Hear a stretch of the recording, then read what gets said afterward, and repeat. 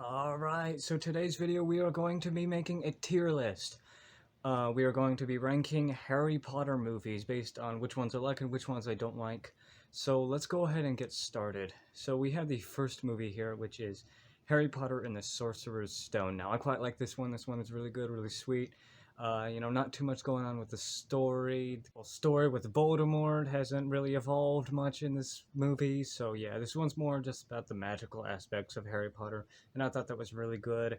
So I'm going to go ahead and give this movie. I'm going to go ahead and give it a good B tier. I suppose that's respectable. Yeah, not my favorite movie. I really like a Harry Potter movie with a good story to it, and this just wasn't that. However, all of the good magical aspects of it were perfect. So next up we have is Harry Potter and the Chamber of Secrets. Honestly, this one was better than the Sorcerer's Stone. However, I feel that it was kind of repetitive. Used kind of like the same aspects, um, just a lot of that stuff. It was still a great movie. Really loved it, but yeah, I think the whole thing with like the basilisk and Harry having to kill him with like a sword, and then Tom Riddle, it was kind of just weird to me. Didn't really fit. But yeah, I'm gonna go ahead and this one was better than the Sorcerer's Stone, so I'm gonna go ahead and give it an A. Harry Potter and the Prisoner of Azkaban. I loved this movie. This movie was amazing. Um, yeah, this one was really good.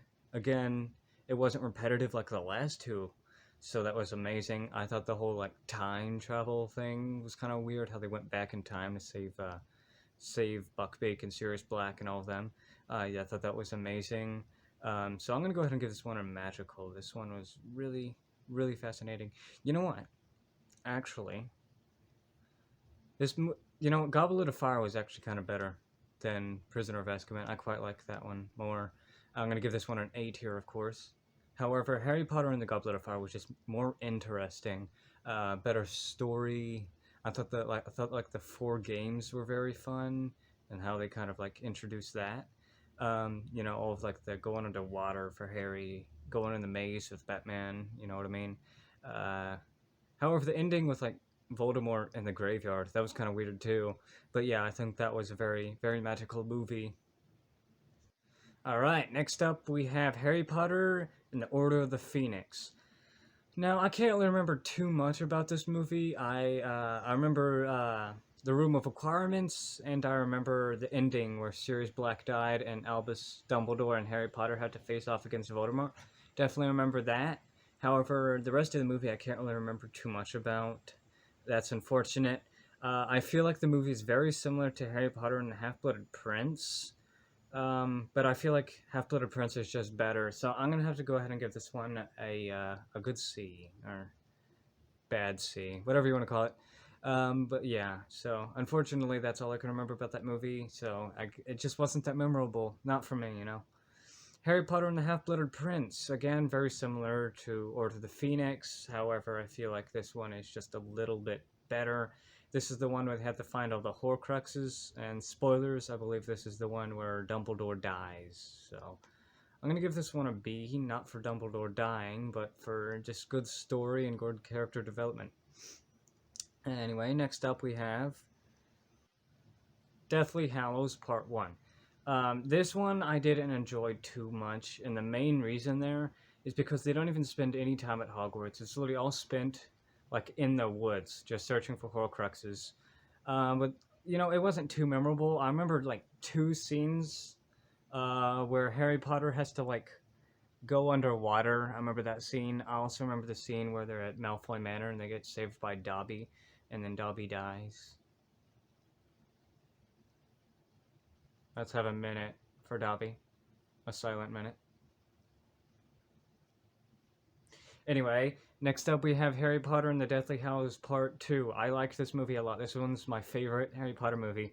I'm gonna go ahead and put this with the magical rating. This one was just so interesting. Just the whole story with like Snape and how Harry died and then came back to life was weird. But yeah, all the characters, they all had a role in this movie. There were just some characters that died that really didn't even need to, but I believe they're following the books on that. So yeah, that's about it for the Harry Potter movies. Anyway, Actually, no, I messed up. No, Harry Potter and the Deathly Hallows, I'm sorry, meant to go put that in C. I did not mean to put that in magical. Harry Potter and the Deathly Hallows Part 2 needs to go in magical for sure. But anyway, next up we have Fantastic Beasts and Where to Find Them.